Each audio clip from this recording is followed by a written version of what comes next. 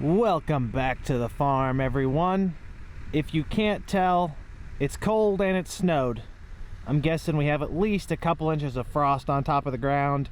It was below 15 degrees this morning and it sure feels like it. In today's episode of watching other people do productive work, we're going to be watching a tile contractor, Colt Roderick in specific, install some lateral drainage pipe on one of our very wet farms. We think this is going to bring the yields up on corn and soybeans by alleviating some of the water damage. There's a long list of factors here that you can mention. Rotten roots, disease, a lot of things. Subsurface drainage pipe, historically called tile, still called tile just because old habits die hard. It's actually perforated drainage pipe. They're going to be plowed in for us and we're going to be watching. If I had any common sense, I'd watch from inside the heated truck because it is a little bit chilly today. I personally don't have any problem at all working when it's cold outside, except for the fact that I can never keep my darn hands warm. Even with hand warmers, heated gloves, they just almost stop functioning after they get below a certain temperature for so long. Before we dive into the action, I do want to provide a little bit of background on the field they're working on right now. We call this our well farm because our water well is on the north side of it. It is almost 220 contiguous acres. It's a lot of fun to harvest when things go right. Yet, the highly productive soils out here also happen to be a little bit on the wet side. It's something we're starting to see. Based on the generalized soil surveys, this farm has a weighted crop productivity index of 137.7, and a lot of the drag on the top end is actually on the east side of this farm, where there's a little bit more rolling erodible ground. Where we're focusing our efforts today is on the southwest corner. It is the lowest spot of elevation on the farm. All of that water falls this direction, and because it's a wet, dark, swampy soil, it has a hard time draining. Even if the water can get off the surface, the subsurface remains rather damp. We typically grow good corn out here, yet we never have phenomenal soybean yields because they just cannot handle the wet feet quite as well as corn. I think that there is money to be gained from yield improvements by starting to put subsurface drainage work in here. One can take a quick glance at old yield maps from this farm and see that the southwest side of this field is wet. It does have water damage. We've done a little bit of preliminary tile work the last few years, and now we're starting to advance along with our plan to start offsetting a little bit of income into field tile to help improve the overall productivity and yields on the farm. This is one of my favorite farms. It's big, it's got great soil, it's got great fertility. We've taken excellent care of it, and I believe that this first phase of tiling, or second, I guess if you count installing the main 2 years ago, will allow us to push yields even further. We aren't installing anything gigantic. We're dipping our toes in here. We're coming in, tying into the main, running 4-inch perforated plastic pipe on 100-foot spacing. That's not incredibly tight. Some people go down to 30-foot spacing. We've not typically spent a lot of money over the last decades in tile. This is a preliminary experiment, and if there's improvements made, we may come in and split those or split them on thirds. It just depends on what we see out here. Typically, it's a low-hanging fruit type of deal. The least amount of tile provides the quickest return on investment. Everything else is incremental, yet it can still have a return. 100 foots will improve the drainage, I would think, on this farm, and we'll see how it goes.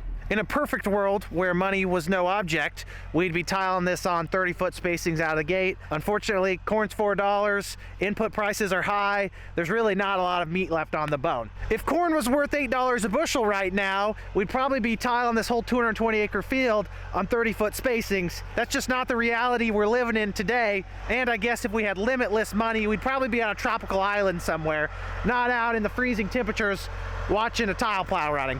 Check this bad boy out. That's fancy, and it also looks expensive. It's got the traction and the power to pull through the frozen ground. I think most of this will probably be about 3 foot deep. I'm not entirely sure. The ground's also not that frozen, so it shouldn't struggle today. Actually, probably great tiling conditions. One question I know I'm going to get is why don't we just buy our own pull-behind tile plow? I will not argue that we don't have the equipment or the capital to make that happen. We obviously couldn't afford something this fancy. This is probably really expensive. The issue has nothing to do with money. There is money to be saved doing it yourself. It's more of a help/labor perspective. Everyone else here is their mid-60s to upper 70s. They don't want to screw with putting in tile, even if it's going to save them some money. They just want to take it easy. I can't blame them. They had a hard life coming up, raising cattle, and now they're all kind of living on relatively easy mode. Not that they're not working hard, they just don't want to be out here laying tile. If you want to watch someone lay tile with the pull-behind plow, Grant Hilbert bought one. Some of you may know him, The Squad on YouTube. Grant Hilbert is his personal farm channel. Go check him out. He bought one. He's doing some of his own tile installation, and it's pretty awesome. So there's the 4-inch plastic perforated pipe that plow is going to be running underground to help drain. They got to get it off of this, and then they get it on the spool there on the plow. Right now, Colt is digging the connection point on the main. They'll open that up, they'll tie it in, and they'll start plowing north.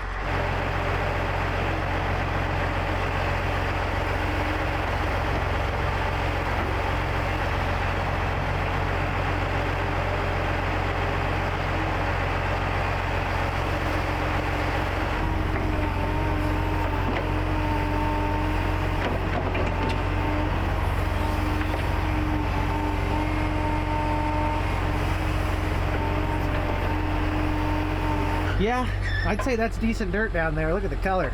Colt's digging, looking for the main in here. He's already ran it, so he knows it's in this area. Just wants to get close enough to it that he can shovel it out without issue, without actually hitting it with the hoe, because you don't really want to hurt the main if you can avoid it. It's no different than fixing a tile hole. Unless you know the tile's in bad shape, you don't want to rip it out, you just want to patch it. So here they want to find it, expose it, and then tap into it, and then hook the plow on and go north.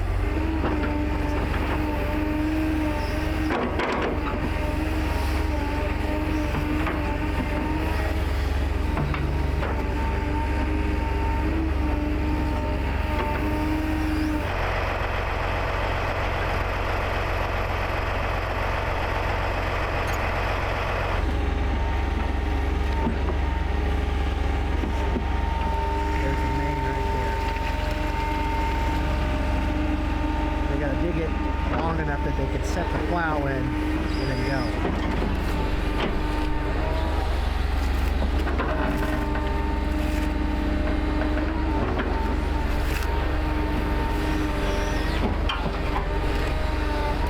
Normally on a project you'd start with the main because you always work uphill, so you start at the outlet and come up. We already had them come in a couple of years ago. They trenched in an 8-inch main from west to east, so now they're just finding that main. They're going to hook in and then work their way uphill through the field. You always start from the bottom up because if you mess it up the opposite way, there's no going back. Tile drainage is all gravity based, so it has to flow with grade with gravity so the water finds the exit. If the exit is higher than any point in the system, the water literally will not drain. So it's important to have everything done right. They're using GPS grade control, should all be accurate. We'll see. Sometimes you put these in and the water starts flowing immediately. It's so dry here, hasn't rained a whole lot through the end of the summer. I don't think there's a lot of moisture in the ground. It looks damp because it's black dirt. It just isn't really that damp. So it may not start flowing now. When we start getting big rains here, hopefully over the winter into next year, we'll see the water go out the exit to the west. And it's snowing. How photo-esque. Put the tile around the outside, and some of you put it inside of the tap. This is the style, you got to put it on the outside. I turned around for 60 seconds and he already cut into the main and has the tap in there. So we'll just have to get the plow in here and start going.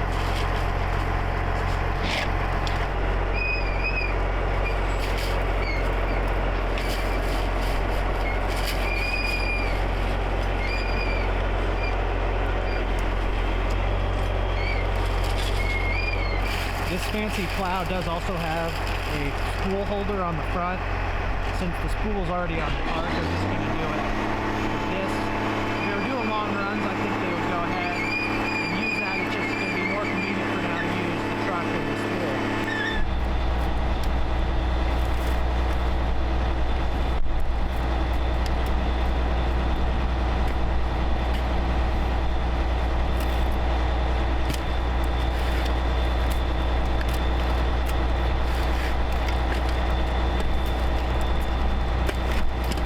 They shoveled in some loose dirt on top of the connection in this first little run to hold this in place. The plow does have a power feeder, so it's not like they're yanking the pipe through the ground. It does help though to get something on top of this first part to maintain grade and position, and then as they pull through the field, that wheel will actually spin the plastic pipe in the ground and put pressure on it that way so it's not getting stretched as they go.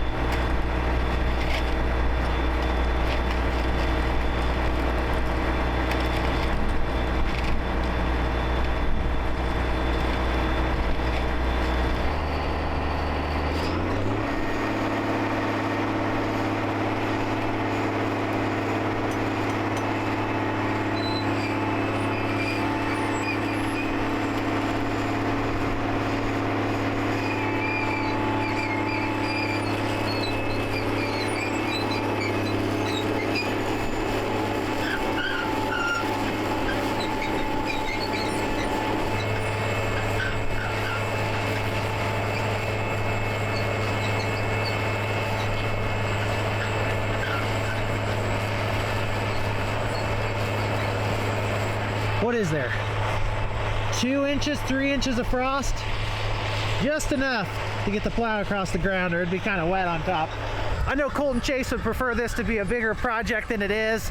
They're only running about 1,200 foot each way and only doing like 6 or 7 strands to kind of try it out on this farm. So they'll have this done pretty quick. I believe Colt said this is going in at about a 3 or 3.5 grade, which he claims is good for 4-inch pipe. I don't really know, I'm not a tile expert. The minimum grade gets higher the smaller the diameter of the pipe. When we had that big 24-inch main put in, it was put in at like 0.1% or 0.5%. Since the pipe was so big, they can get away with less grade, whereas this 4 inch is smaller. If you don't have enough grade, it'll start to silt in because the water's not flowing.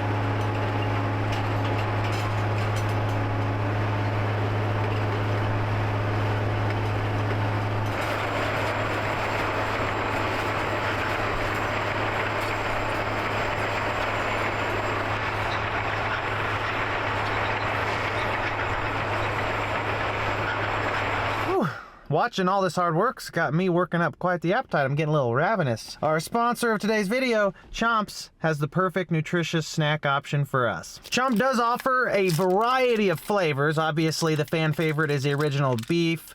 I'm more of a jalapeno type of guy, so that's what I'm going with today. It's always good to have a high quality source of protein. It really helps balance the diet a little bit. One of my biggest struggles on the farm, day-to-day life, is choosing snack options that are nutritious. There's a lot of quick and easy and cheap things on the market you can buy that are full of what I would call empty calories. One thing I like about an all-natural beef product like Chomps is that the protein to calorie ratio is very high. This has 10 grams of protein, 100 calories in a serving. That's about 40% of your calories coming from protein. Feel good snacking right here. Stick them in your pocket, stick them in your cooler, on the go, and nutritious. I do have to be careful to not bring the whole box with me because I will eat every single one of these without shame. I know some of you out there are just like me, make some poor choices occasionally, especially in the heart of farming season. Look for an option like Chomps to fill up your tractor and grab for something full of protein that will satiate you. Instead of loading your cab with candies and sweets, look out for your long-term viability and your waistline and get a snack like Chomps in the cab to get you protein, to keep you full, and keep you moving along today and into the future. Follow the link on the video or below to check out Chomps and see if you can outfit your cab or your life with this great snack option. It's made with beef. We all love beef and we love taking care of our bodies. Appreciate Chomps for sponsoring today's video, and I hope you guys go check out what they have to offer by following their links. I didn't even know it was supposed to snow today, and now it's coming down like a winter wonderland. It's like Colt just finished up that second lateral. This isn't really that long of a process. It takes them longer to dig into the main and tie in than it does to run the lateral to the north. The wide camera lens probably doesn't give you the appropriate perspective.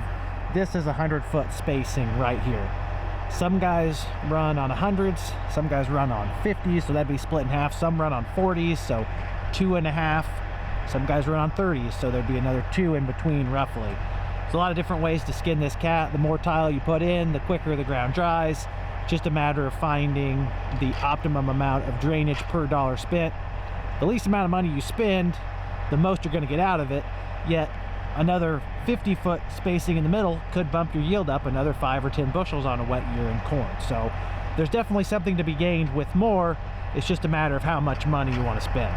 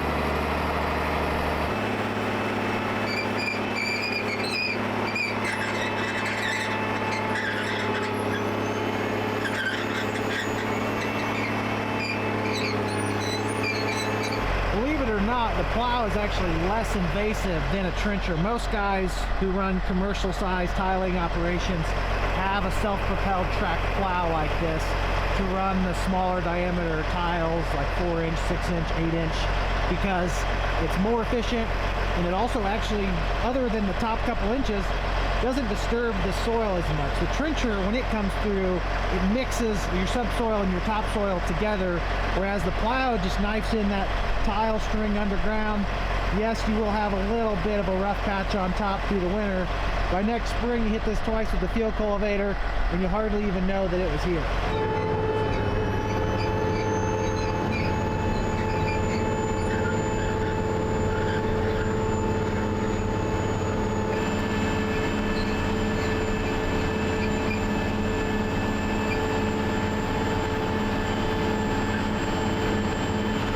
Horsepower does this have? 540. 540. C15 cat. Well, that's a good one, easy to work on.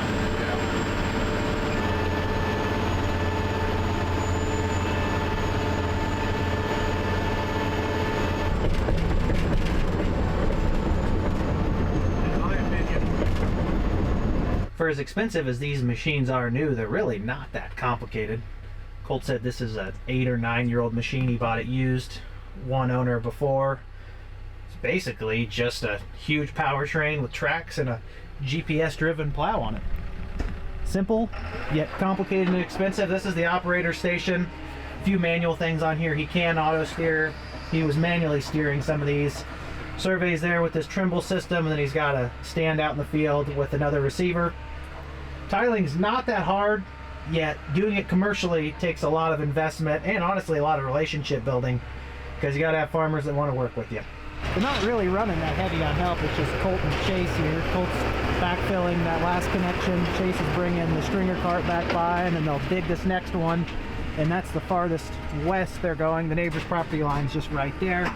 We're going to do a couple more to the east of where they started and then move on to another field. It's amazing how close you can dig to these mains with the straight edge on your bucket. Oh yeah. When I dig these up with our backhoe, I've just got the tooth bucket, the general purpose, and I just screw stuff up when I get down there. It's hard. When you got regular teeth on it, it's very difficult to not get into it.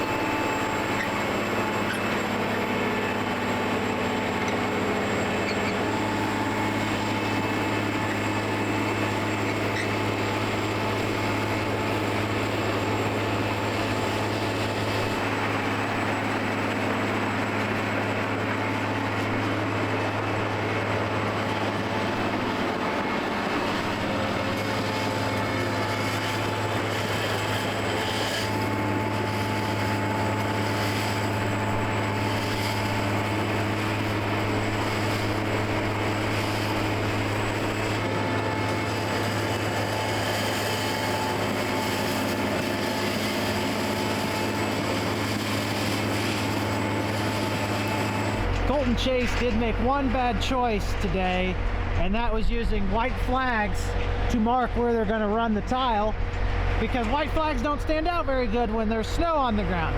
It wasn't even supposed to snow today, yet it's been snowing all morning. The temperatures may not be inviting to be outside working. It is actually about perfect for tiling, because I got a couple inches of frost. They can drive through the field, not worry about getting stuck. Plow's got plenty of traction. It's hardly even pulling that hard out here at 3 foot, maybe 3 1/4 foot deep in the ground. Great day for it. Colt says this plow weighs about 85,000 pounds. So it's got the ballast to pull, and it's got those ice pick tracks that get plenty of grab on the ground. I'm sure he could run with another couple inches of frost. I don't know at what point it gets too frozen to run. 10 inches too much? I'm not sure. I'm not an expert in that department. You have to have a big plow like this to run all season. The pull behind plows work great if it's dry on top and conditions are right. This snow, if you're pulling with the quad track on a plow, would probably get too slippery to run. It's just Colt and his hired guy Chase working, putting these in, so they don't have a lot of guys floating around, bringing new tile, doing extra stuff. Yes, they do move slower than a crew with 5 full-time guys. As you all probably know, 1, it's hard to find good help, and 2, the most amount you can get done with the least amount of people is probably the most profitable. They've got that big plow that can run in adverse weather conditions that gives them a lot of flexibility from a time frame perspective. Overall, it's just difficult to keep that many people busy year-round. It's a slower time of year for them, so they're probably glad to have us installing some stuff. Grain prices have also slowed business down. When they're out installing a pattern on a 300-acre field, they're probably happy to have 4 guys speeding things up.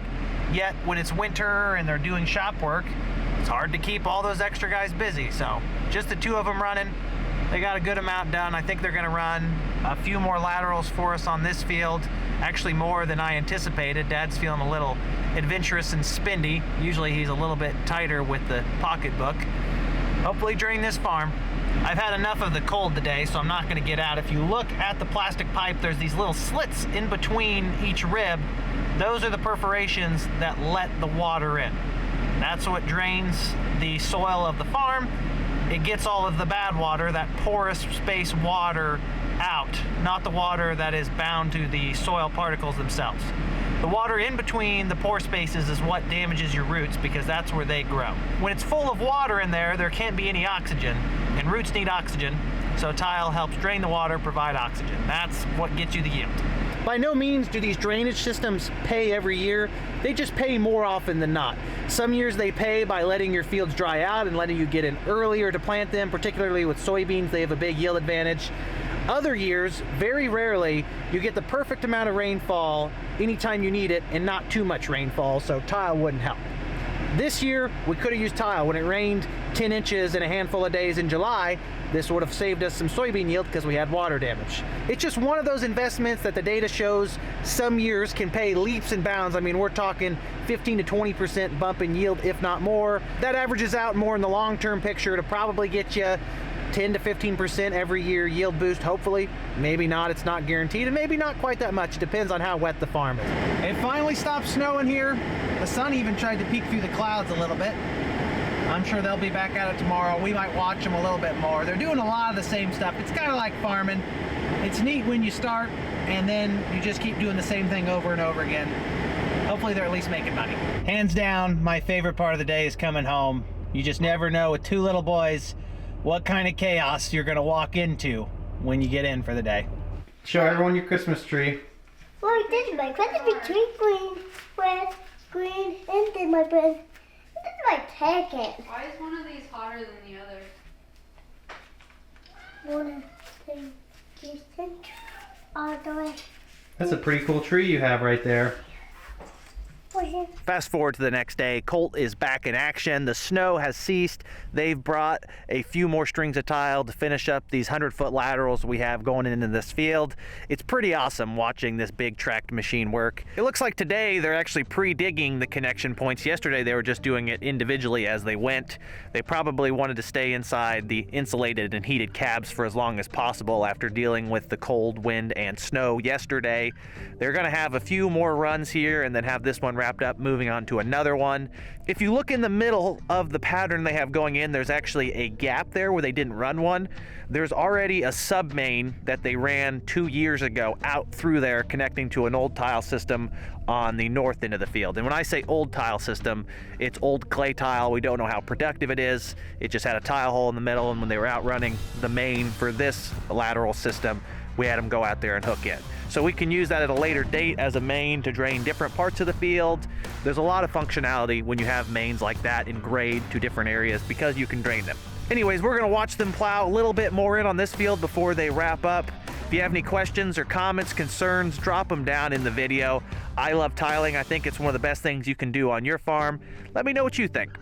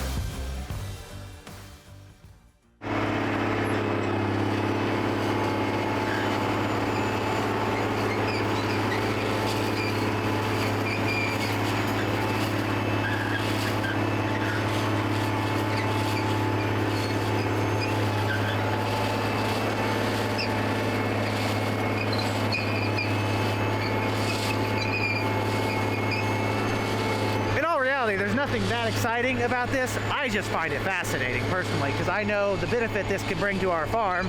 Yes, it is fairly expensive. It's a long-term play here. It's supposed to last 100 years at least. That's what they claim. Technically, we haven't seen that on our earlier projects from 30 to 40 years ago because some of that plastic is failing. Let's just hope that plastic manufacturing and technology has gotten better since then. Generally, what I've heard people say is you're paying for tile whether or not you have it. You're either paying for it by installing it or you're paying for it by lost yield on wet farms like this one.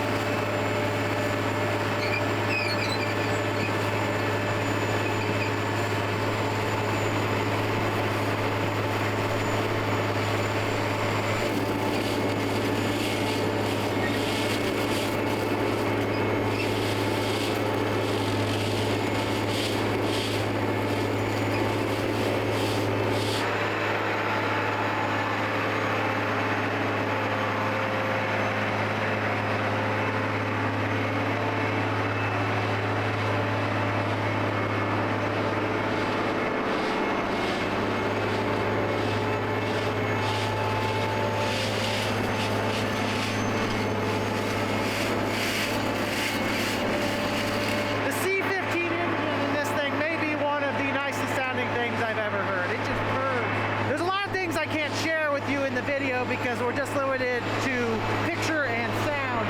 When this thing is going through the ground, even from 15 foot away, as that plow is ripping through, you can just feel the earth shattering beside it. Yes, the plow weighs 85,000 pounds, the whole rig together. Just in general, the amount of power this is putting to the ground to knife in this tile is really, I mean, this is awesome.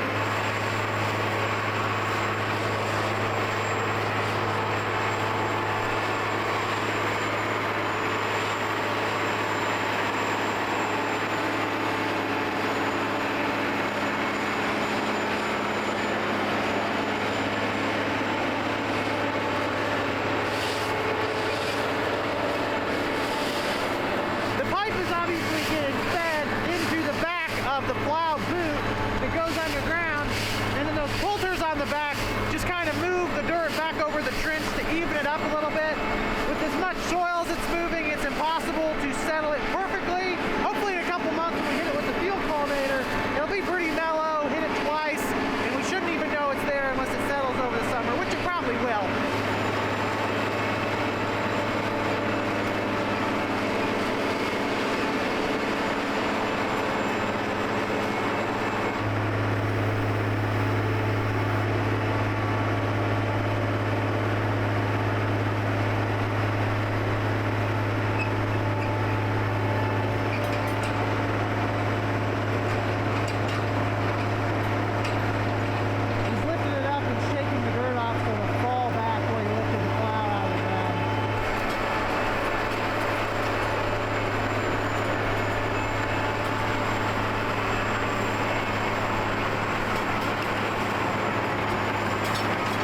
Major downside to the plow versus a wheel trencher, and Colt does have a wheel trencher. He usually uses it on bigger mains, like I think anything probably over a 12 or 18 inch you'd use a wheel trencher, because plows just aren't made to put that big a pipe in. It has to be put in sections.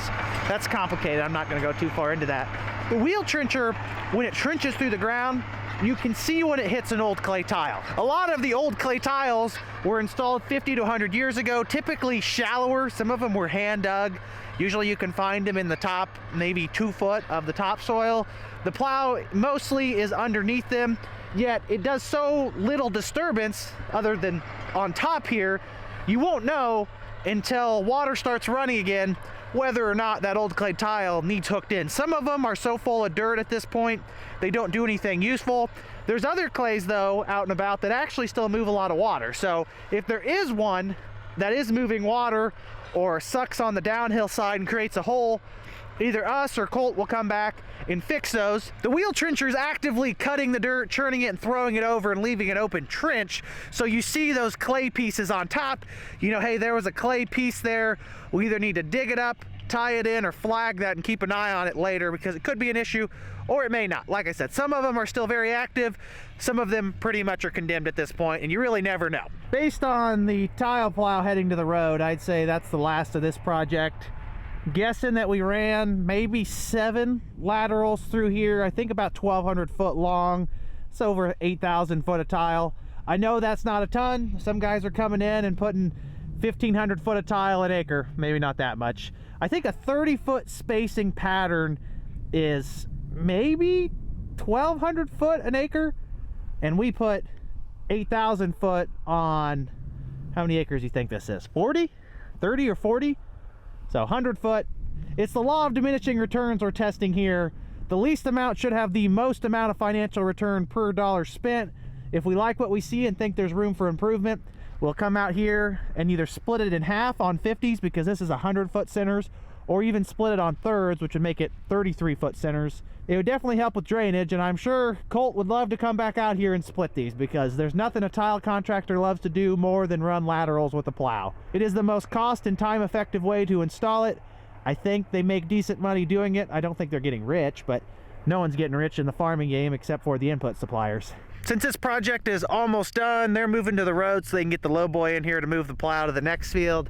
They got a few trenches to close back up. I'm gonna go try to do something legitimately productive, not just watching other people work, because I did not help them at all. I held the shovel one time. Regardless, it's interesting, at least to me, to watch this stuff go in. It's a really neat process. There's millions upon millions of feet of drainage tile, perforated plastic pipe in the ground across the Corn Belt to help dry soils out so we can get in them earlier, less water damage. I've already named a lot of factors, and we'll probably keep doing it on our farm as the income and revenue allows us to reinvest in our operation. I'm not at liberty to disclose to you all how many of these Chomps jalapeno beef sticks I've had today.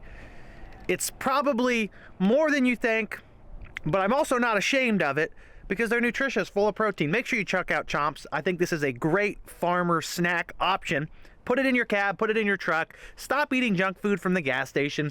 Fill up on protein, keep yourself satiated. Take care of your life. At least do your due diligence. Follow the links on the video. Check out Chomps. It completely slipped my mind to mention to you all, if you do find this type of content interesting, other than liking the video and leaving a comment below, I uploaded a similar type of video 2 years ago of watching a different tile contractor on our farm install a 24-inch surface drainage main. I mean, that's a big tile. They put it in with a wheel trencher. One of my most popular videos to date on YouTube. Instead of multiple passes through the field, it's one huge pass through the field to provide a massive amount of drainage for an extremely wet farm. You may find the video interesting if you like this one, so follow the link on here, or I'll put it in the comments, or maybe it's in the suggested. I don't know. It's an awesome video. Find it on my channel. Thanks for watching. As always, everyone, I greatly appreciate you tuning in. I sure hope to see you in the next one. Have a great day. Peace.